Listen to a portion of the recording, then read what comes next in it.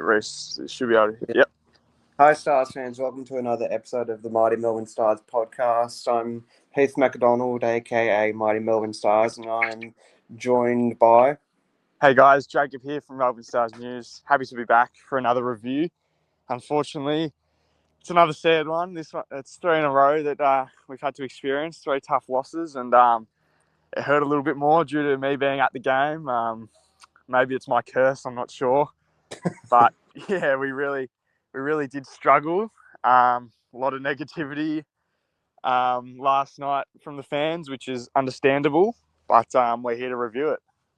Yeah, definitely. So, what was obviously the main takeaways as we were on the TV? I could name the amount of terrible shots that we played, but obviously you were there from a personal experience. What was the most frustrating thing that we had to do in our batting performance? Because the batting seems to be our biggest issue of the year so far.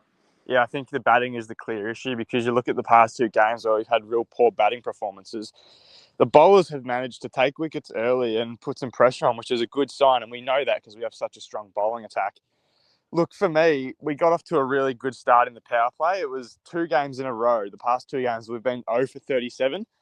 So we haven't lost a wicket, and we're striking at about 9 runs and over. Harper looked good again. You know, Rogers didn't have a good strike rate, but he was making runs.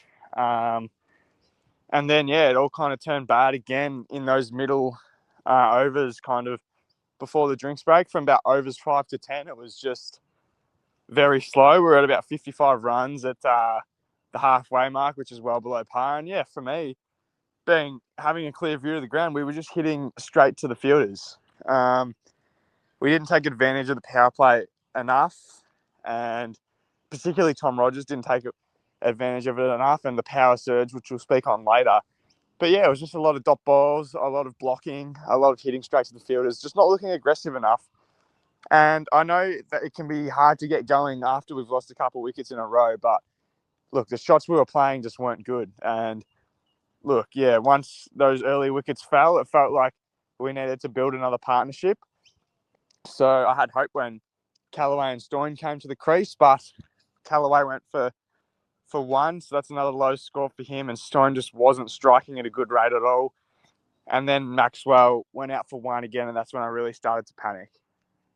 Yeah, so obviously we weren't too good, but there were some positives in a batting performance with my namesake, Blake McDonald. I thought he was really good. He was fantastic, probably player of the match, and the only player that can hold his head high. Yeah, no, Blake was good. Once again, slow start, which is understandable. You know, we lose wickets and it takes a minute to get going. But yeah, he was really good. He started heating up, unfortunately, a fall of wicket. And yeah, no, there was definitely some guys out there who can hold their heads high, particularly our bowlers. They were fantastic. Shout out to Peter Siddle for playing his 100th BBL game. Obviously, Harris Ralph was great. Stoin was great with the ball. But yeah, no, it was disappointing. And I guess you look at the second half of the innings, when we have batted first and had those slow middle periods, we've been kind of saved in the end, particularly the Brisbane Heat game. You know, Hilton Cartwright and Blake McDonald come in at 7 and 8 and save us. Tom Curran last game. And then we didn't have anyone last night to do that. So posed a very low total. The night before that, the Renegades and Scorchers game, it was like the exact same total. So I was like, hey, maybe we can do this, because that game came down to the last ball. And, you know, it's the hope that kills you, because at the start, being the brainwashed Sports Stars fan I am and biased, you know, I believed that we could really do it and that we had a chance. And we took wickets, put the pressure on, and then unfortunately they took the power surge, and Jordan Silk ended those hopes pretty quickly. Do you reckon we are starting to mentally fatigue as a team? Like, since we jumped out of the blocks so early and we didn't take advantage of our dominance, or was it just a case of, oh, we can't be stuffed and it was a motivation issue as a team? That's a tough one. I think we took advantage of our dominance early, because look, we went 4-0 and we won games quickly. Like, we had the best net run rate in the competition. We were flogging teams, getting the job done quickly. But once again, we we were chasing, not setting. So I don't know. I think one loss, it just shows how much one loss can really change you. Because that loss against the Brisbane Heat, we should have won that. You know, they needed 75 off 4 overs. And then it was just a crumble from there. You know, the Renegades game, yes, it came down to the last over, but we didn't bat well at all. Well, for the most part. And then this game was just a disaster, really. So, yeah, I don't really have too much on that, but I'm not sure. I don't think it's a mental fatigue because I think there's so much motivation this year with this new era of these young guys getting a chance and new management and new uniforms. You know, it was an exciting new season and it was the start of a new era and everyone was really pumped. And I think we still are. And the players still seem very hungry for that first title. They want to be a part of that team to win the first title. So I don't think they're mentally fatigued. You know, we've only played 7 games, but I just think we need some more momentum because we know how powerful momentum can be in a short format game. So I think we just need a little bit more of that. So, do you think we can still make finals, or do you reckon it's a have you crossed the line through us yet, or are you Done a just little bit of waiting? maths. I haven't crossed the line through us yet at all. We're very lucky, to be honest, the position that we put ourselves into at the front half of the tournament. Yeah. You know, being first on the ladder, 4-0, you can't ask for much more. Now we've played 7 games and we're sitting third.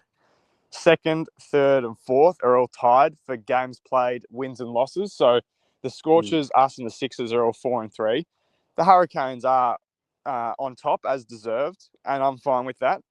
Yeah. So look, we're still on, to be honest. Like we play tomorrow, so we have a chance to go straight back up to second. And then we should. I'm not going to say we should, but we have the chance to beat the Strikers comfortably at the MCG on the 15th or the 13th. I'll have to check my dates, but Yeah. you know, we have a good couple games coming up with a real chance to lock in finals. So we need 6 wins to lock in the finals. One more win could see us in, depending on Yeah. results of other games. But once again, we've said it all year, we don't want to rely on other teams' No. situations and results to determine our finals. We want to lock it in ourselves and be safe. So we need 2 out of the 3 games. We need to win 2 out of the 3 games. I think they're all winnable. Yeah. So no, I definitely haven't put a line through our finals at all. I just think we need the momentum, as you mentioned, but we're sitting in a comfortable position still, which we're lucky to be in this position still after dropping 3 games in a row. And it's just because, you know, the Sixers and the Scorchers who are around us haven't been great either. We're all in a very similar position. So yeah, what do you think? So we're gonna have to take advantage. So we're gonna have to beat the Renegades tomorrow night if we are to have any chance of locking in a final spot, because we need to get that payback against the Renegades. It's a well-deserved payback. You beat the Strikers, and I don't know, like Scorchers is very interesting because they haven't been great at home. That they've only won 2 games at home, if I'm not mistaken. Yeah, and the games they won weren't very good performances by them. They're not playing well No. at all, really, and they're quite vulnerable. So it's weird to say, you know, the Scorchers aren't doing well at home. It sounds ridiculous, but it's the truth. Their bowling attack's quite weak, aside from Richardson. So we have to take advantage of that. And yeah, they're not playing well. So we'll analyse that game as we get closer. Yeah. But for now, yeah, it's payback against the Renegades at Marvel. And it's a much needed win. It's almost a must win now. At this point, if we want a top 2 spot, because that gives us the second chance, we probably won't be playing a home first final because it'll be 1v2, which will probably be the Hurricanes at Ninja Stadium. Or if we drop tomorrow night, we probably don't try for a top 2 spot. We could still get it, but we're more likely for a third spot, which means we do play a home final at the MCG, 3v4, but we have to play the extra game to get to the grand final. So it's a slower trek to the final, but I mean, we'll take any finals game, really. Definitely, I'd rather finish that second spot to have a double chance, because I don't want to have to travel for our first final and have to play extra games to get to the final. But we need to finish off the season, get that double chance, lock it in, and we're fighting for our season. Same with the Renegades; they're fighting for their season, which we'll touch on in a minute. And we Yep. just need to make sure that want it more than them, because Yeah. and go back to what made us really good in the first place, which is bowl first and chase second. That's the only way we're going to win games, because we Yeah. know that we can't defend to save ourselves. But yeah, I agree. We obviously, if we win the flip, we're gonna bowl first, but we can't rely on that. And we know now, as I've mentioned this whole season, any team that wins the bat flip against us knows how vulnerable we are setting a total.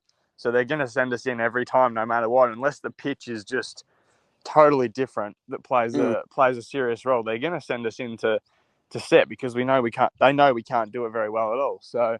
that's something that we need to be aware of, and I'm sure Stoinis and the boys are. But yeah, we move on to the Renegades game, and I think it's just important that we keep our hopes up. You know, obviously the game didn't go well, but I want to quickly, before we wrap up, touch on the Yeah. bowling performance, which we probably didn't touch on enough a few minutes ago when we were focused on the batting. Look, the bowling, what did you make of those first few overs? When I was at the game, like, you get a pretty good view and you notice we appealed about 10 times in the first 3 overs. Like, we were up and about, and we used our review straight away, which was understandable. We were taking wickets, Harris, Ralph, Peter Siddle, Stoin. They were bringing the energy and they were really putting the pressure on. What did you make of it? I thought it was really good. Like, to put the Sixers under pressure and to be up and about in the field was really good, because obviously we set a low total, and I just love how we were just energetic in the field, and appealing 10 times was just unheard of. I got no idea, but it's great, but we need to do more of that. And the efforts in the field were really good too, but there were some misfields that cost us, and there was also, like, we appealed and the umpires, like, the wide balls didn't help either.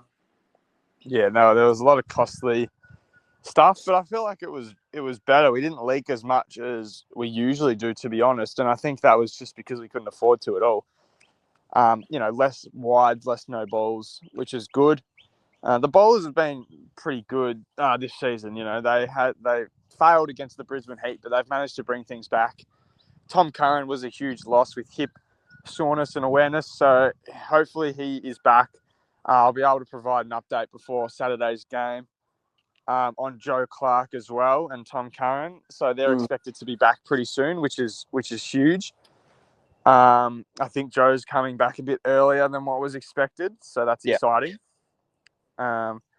So yeah, we look towards that game. But yeah, shout out to our bowlers, I guess, for giving us a bit of hope in that game. And yeah, I guess that wraps everything up. I want to get your thoughts on Callaway bowling last night. I thought it was a very, very weird selection by Stormers, but I thought he did a good job for what he did. Yeah, I didn't mind it at all. I looked up on the big screen and saw that he was up next to Bonner. I was a bit shocked. I thought Storm was going to go with Swepson, but Swepson was a little bit expensive last night. And yeah, maybe he just wanted something different with Callaway. And I think maybe it had to do with Liam Hatcher, who was quite expensive and hadn't really made a big effect. So maybe he didn't want to give Hatcher another over. And, he wanted to save Siddle and Ralph and himself. So he went with Callaway as another bowling option. He could have gone with Maxwell. He could have gone with Swepson. But yeah, no, I was pretty happy with it. He went for 6 runs, so not too bad at all. And yeah, we might see more of him in the future. Who knows? Yeah, definitely. We'll wrap it up there as another episode of the Mighty Melbourne Stars podcast. We are going to jump off and and preview the game against the Renegades, the biggest game of our season, and we look to bounce back and get a win and solidify the top 2 spot is what we need to do. Yep, 100%. Stay positive, guys. Big game coming up, another Melbourne Derby, so make sure you can get your tickets to that if you can. Support the club, and we look forward to it, and we hope to bounce back and secure our spot in the finals pretty soon. So yeah, thanks Heath for coming on again, and thank you all for listening. Shout out to the Melbourne Stars last night for hooking me up with some incredible tickets. Very grateful for that. It wasn't the result we wanted, but nonetheless a great experience, and yeah, we move on. So thank you all for listening, and go Stars. Yeah, go Stars. What are you doing now?